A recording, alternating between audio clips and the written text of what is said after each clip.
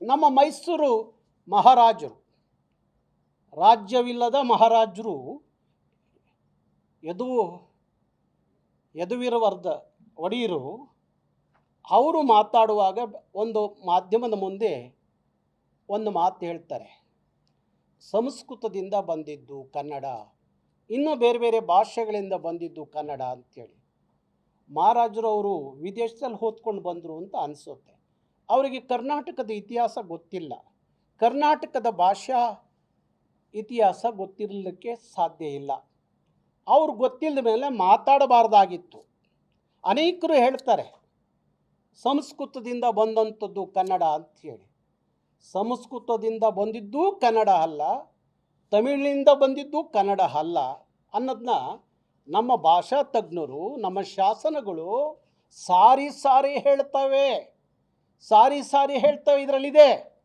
ಇದರಲ್ಲಿದೆ ನಾವು ಆ ಎಲ್ಲ ಕನ್ನಡದ ಎಲ್ಲ ಇತಿಹಾಸ, ಕನ್ನಡ ಯಾವಾಗ ಹುಟ್ಟಿತು, ಎಷ್ಟು ಸಾವಿರ ವರ್ಷಗಳ ಕನ್ನಡ, ಅದು ಯಾವುದಾದ್ರು ಭಾಷೆಯ ಹಂಗಿನಲ್ಲಿ ಹುಟ್ಟಿದ್ದ, ಇಲ್ಲ ಯಾವುದರ ಪದಗಳಿಂದ ಕನ್ನಡ, ಇಲ್ಲ ಯಾವುದರ ಲಿಪಿಗಳಿಂದ ಕನ್ನಡ, ಏನೂ ಅಲ್ಲ.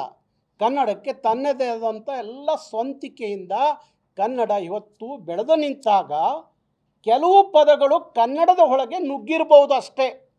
ಕೆಲವು ಪದಗಳು ಸಂಸ್ಕೃತದಿಂದ, ಕೆಲವು ಪದಗಳು ಇನ್ಯಾವುದೋ ಭಾಷೆಗಳಿಂದ ಆಯ್ಕೆ ಆಗಿ ತಗೊಂಡಿರ್ಬೋದು.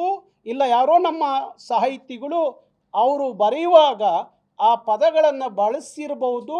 ಅದರೊಳಗಡೆ ಕನ್ನಡದ ಬೆಳೆದ ನಂತರ ಆ ಪದಗಳು ಅದರ ಒಳ ಹೊಕ್ಕಿರ್ಬೋದು ಅಷ್ಟೇ. ಅದು ಬಿಟ್ಟರೆ ಸಂಸ್ಕೃತವೂ ಕನ್ನಡಕ್ಕೆ ತಾಯಿ ಅಲ್ಲ, ತಮಿಳೂ ಸಹ ಕನ್ನಡಕ್ಕೆ ತಾಯಿ ಅಲ್ಲ, ಇನ್ಯಾವ ಭಾಷೆಯೂ ಕನ್ನಡಕ್ಕೆ ತಾಯಿ ಅಲ್ಲ ಅನ್ನೋದನ್ನ ನಮ್ಮ ಮೈಸೂರಿನ ರಾಜರು ಅರ್ಥ ಮಾಡ್ಕೋಬೇಕು. ಪಾಪ ಅವ್ರಿಗೆ ಯಾರೋ ಹೇಳಿರ್ತಾರೆ ಪಂಡಿತರು, ಅವರ ಆಸ್ಥಾನದ ಪಂಡಿತರು ಯಾರೋ ಹೇಳಿರ್ತಾರೆ. ಅವ್ರಿಗೂ ಗೊತ್ತಿರಲ್ಲ, ಆ ಪಂಡಿತರಿಗೂ ಸಂಸ್ಕೃತದ ಮೂಲದಿಂದ ಬಂದವರು ಇರ್ಬೋದು, ಅದಕ್ಕೆ ಅವ್ರು ಹೇಳಿರ್ತಾರೆ. ನಾನು ಸಾರಿ ಹೇಳ್ತಾ ಇದ್ದೀವಿ.